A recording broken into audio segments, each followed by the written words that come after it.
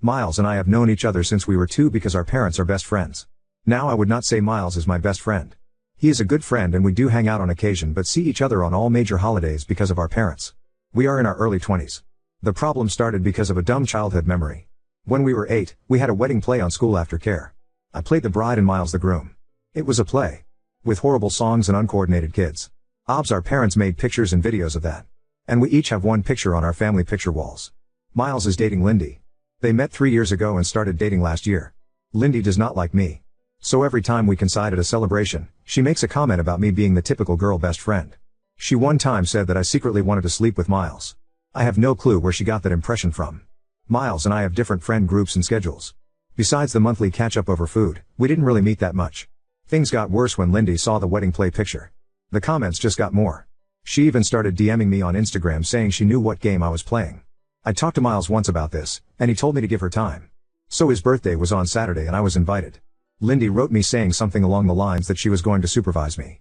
This was their first birthday as a couple, and I was not allowed to take up his time. I was honestly just fed up. I tried talking to Miles once more, but he said the same thing. So I just skipped out. When the party started I wrote a quick sorry I can't come and told him my mother was going to bring his present. Now he is upset with me for missing his birthday. Lindy is mad that I made it all about myself, and my parents are upset I missed a family function. Ida? Edit, I didn't show anyone the messages because I didn't want to make more out of this than it is. I didn't want to poison anyone against Lindy, especially not if she is a new fixture in Miles' life. That would make both our lives more difficult. I hope that just talking about it might be the more adult thing. My parents are not mad at me or blowing up my phone. A la Reddit fashion. They and Miles' parents were just bummed out that this was the first birthday that I ever missed. As to why she is jealous, I have no idea. Neither of our parents ever wanted us to get together. There were no jokes or anything about it. I think they also never would want that. The wedding play picture is in the living rooms because they love the picture and it was our first play. Update 1. After my post, I talked to Miles. At first, he was kind of mad and thought I had been blowing things out of proportion. Some more details are in my last post. We came to the conclusion of taking more distance while he figures that all out. Mainly because I did not want the added stress of petty drama. Then I talked to my parents and explained to them what was going on. They were really upset by how Lindy treated me. Obviously, they weren't going to get involved, but it was nice to get that off my chest. Then, nothing else happened. Until Tuesday evening. Wednesday was a holiday, so some of my friends took the opportunity to go to an Irish pub to do karaoke. At some point, my best friend and I went to pee and touch up our makeup.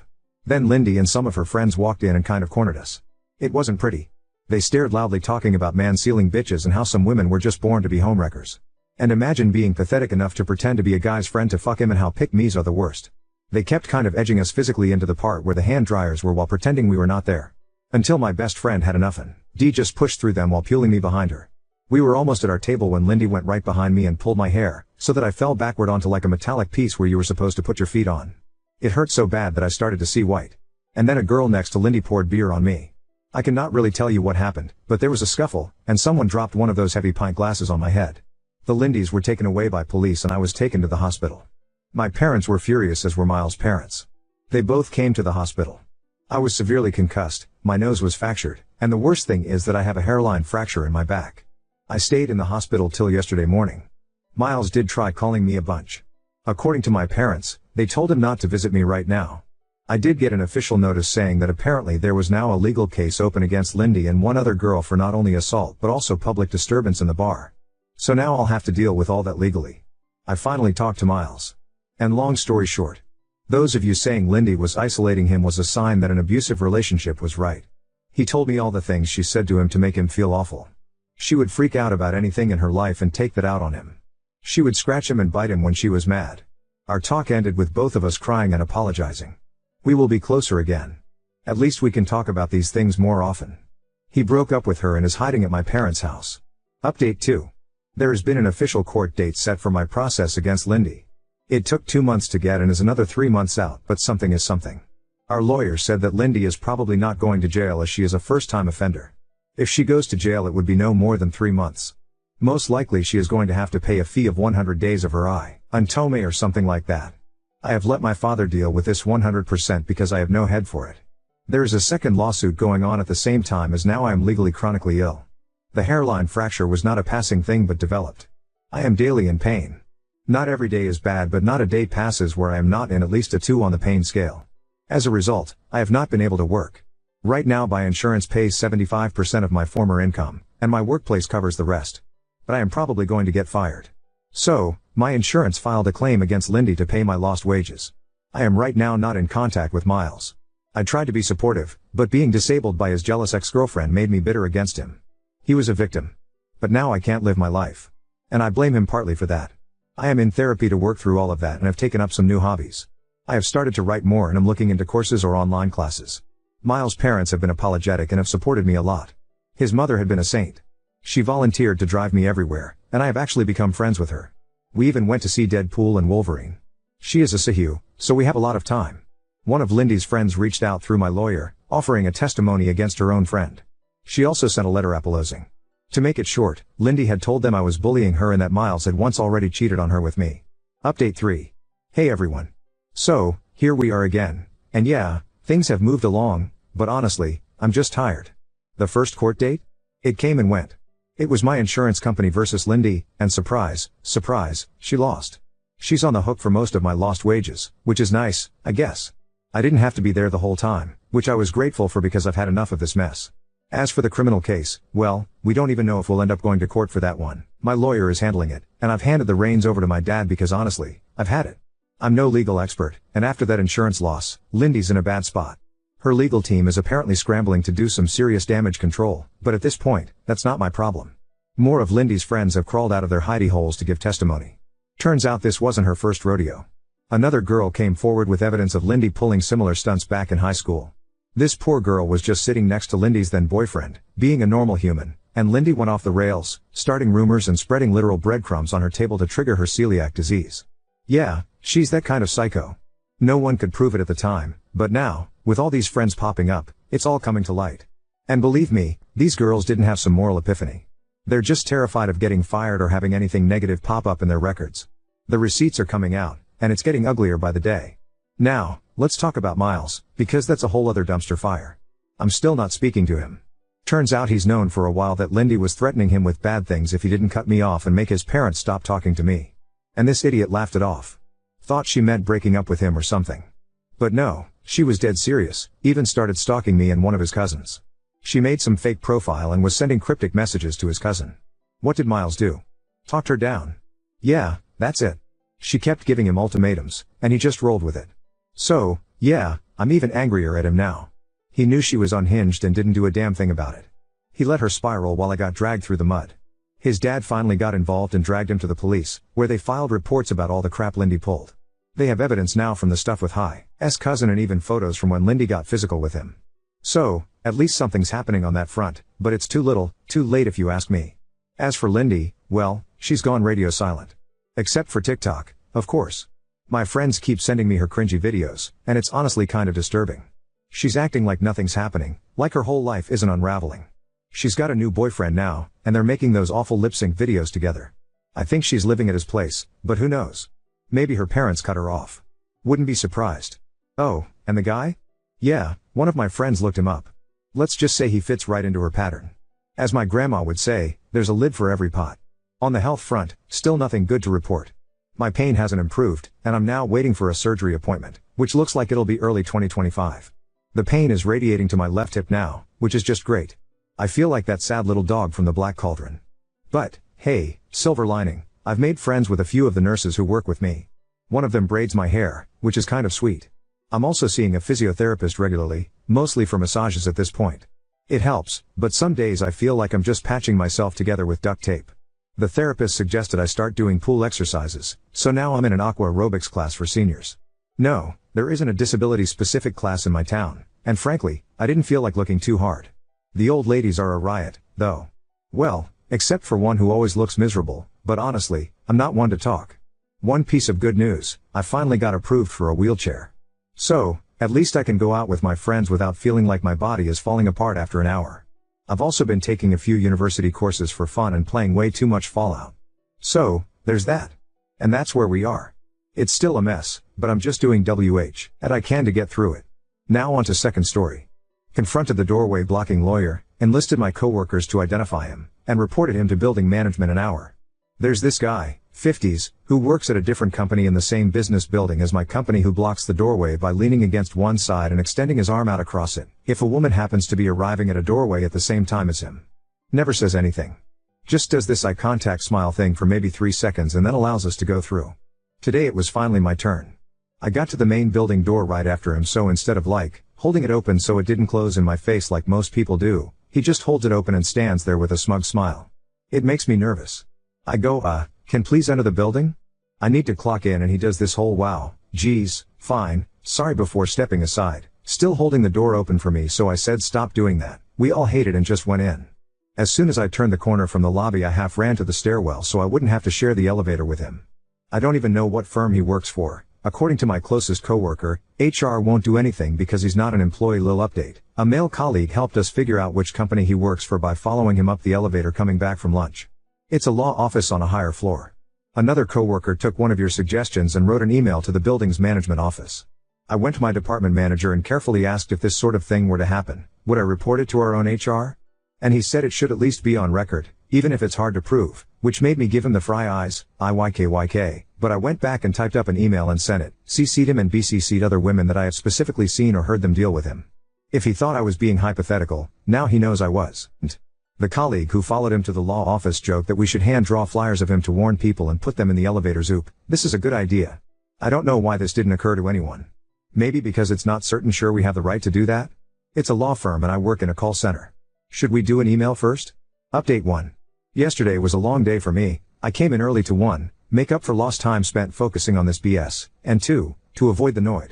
Although someone ran into him in the afternoon and went straight to our manager and said he's still doing it, so as far as yesterday, not much has changed. It's only been a day. Who does he look like? I got this question more than once, so I asked around what celebrity did we think he most resembles, and we all agreed he looks like the jump to conclusions guy from the movie Office Space. It's fucking true. Except he's a lot taller, over 6 feet at least. Thank you so much for all your support and suggestions. I've never been advised about pepper spray so much. I do carry it, but the one time I had to use it got in my eyes too, so it's become more of a last resort tool. I told everyone in the bullpen about whipping out our phones and taking a pic or video, including people who happen to notice from a distance. In the moment I think a lot of us kind of freeze up, I did, so having a plan of action ahead of time really helps. I took one person's suggestion about wearing huge headphones. The theory is that because people who wear those are in their own little world, it's acceptable to show no concern, which makes attention seekers feel less significant. So I wore mine today and got here at my normal time, but no one was hanging around the main entrance. Not sure if that's because the email or not. It's probably too early to hear of any official steps taken. But I did feel kind of young and cool on the light rail. Way more comfy than my AirPods. One person DM'd me the song de Toto, Un Poco from Dirty Dancing, and said next time someone should cue it up on their phone, blast it and start a limbo line, all genders welcome. Several folks asked about what I wrote in the email, so here's a copy-paste of it, with identifying details omitted or changed. I'll post another update when more happens, hopefully today. I keep rereading the email and my stomach has been flipping over and over like I'm a kid about to get in huge trouble. I am writing on behalf of myself and several employees at call center company, located on the 3rd floor of our shared building, to inform you about some workplace harassment we have been experiencing. For several weeks now, an employee at your firm has been intentionally intimidating women by interrupting their path of travel to and from our offices by blocking the doorway with his body in order to force an interaction. He will not move aside until some kind of verbal exchange has happened. He only does this with women, as far as we've observed and documented, which makes us inclined to call this sexual harassment. This behavior is of course unacceptable. This individual creates a very uncomfortable work environment, despite being in different organizations on different floors.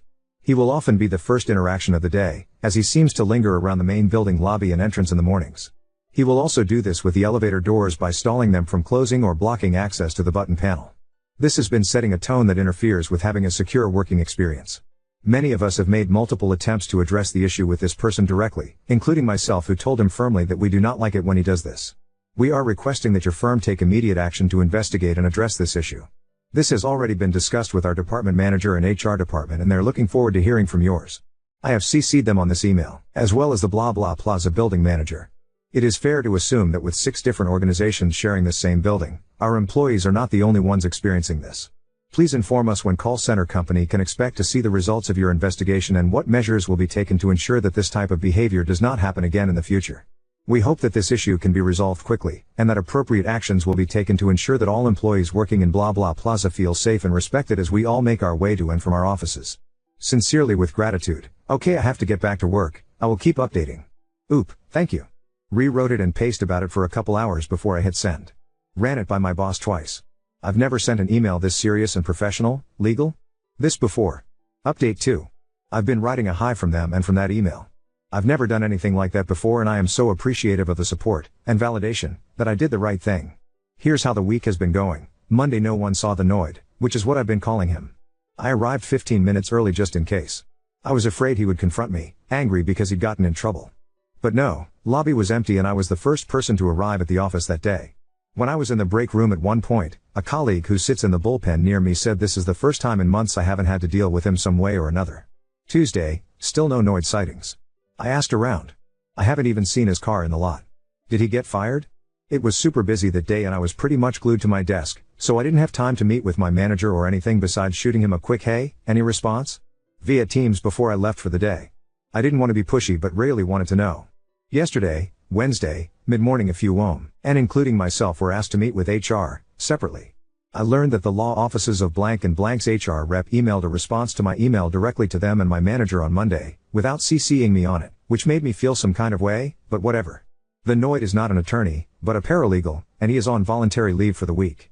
I asked if the response email could be forwarded to me, but I was told that policy prevents HR from disclosing any disciplinary actions that might have been taken against him.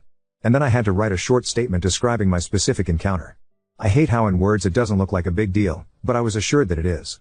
A bunch of us went out for cocktails after work and I got to hear what others wrote in their statements, like how he sometimes followed them to their cars trying to talk to them, or how he would stand in the elevator doors preventing them from closing until they heard please. Just EU. Today, Thursday, I just got here and still no Noid.